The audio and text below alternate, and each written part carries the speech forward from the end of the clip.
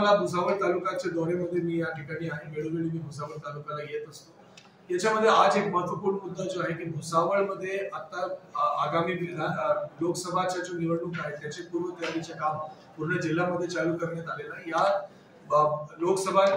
आगामी लोकसभा निवडणुकीच्या पार्श्वभूमीवर आचारसंहिता लागू होण्यापूर्वी जो आपल्याला जवळपास 46 कामे पूर्ण करायचे आहे त्याच्याबद्दल सूचना देण्यासाठी, त्याचा आढावा घेण्यासाठी आज मी या ठिकाणी उपस्थित आहे।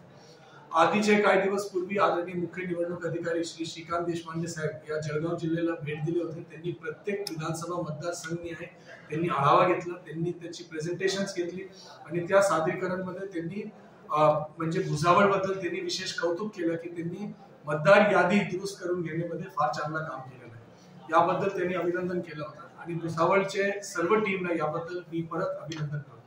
दुसरी गोष्टी जो आजच्या जो या पार्श्वभूमी आहे की आपल्याला निवडणूक पूर्व तयारीमध्ये जो आपल्याला क्षेत्रीय अधिकारी सेक्टर ऑफिसरची नेमणूक करण्यात आलेला आहे, पोलीस आणि महसूल विभाग दोन्ही तर्फे त्याची एक संयुक्त बैठक घेतोय। त्यांना काही सूचना द्यायच्या आहेत की त्यांना जो 12 काम करायचे आहे त्याच्याबद्दल मला सूचना द्यायच्या आहेत आणि या सूचनाच्या अनुषंगाने ते पुढील नियोजन करतील। त्याच्यामध्ये मतदान केंद्र दुरुस्तीसाठी 5,17,00,000 रुपये आपण डीपीडीसीच्या माध्यमातून मंजूर केलेला आहे, नगरपालिकेच्या माध्यमातून अतिरिक्त निधी त्यांच्या स्वनिधीमध्ये मंजूर करण्यात आलेला आहे आणि या गोष्टीच्या आपण ग्वाही देतो की अद्ययावत मतदान केंद्र प्रत्येक मतदाराला यावेळी मिळणार आहे।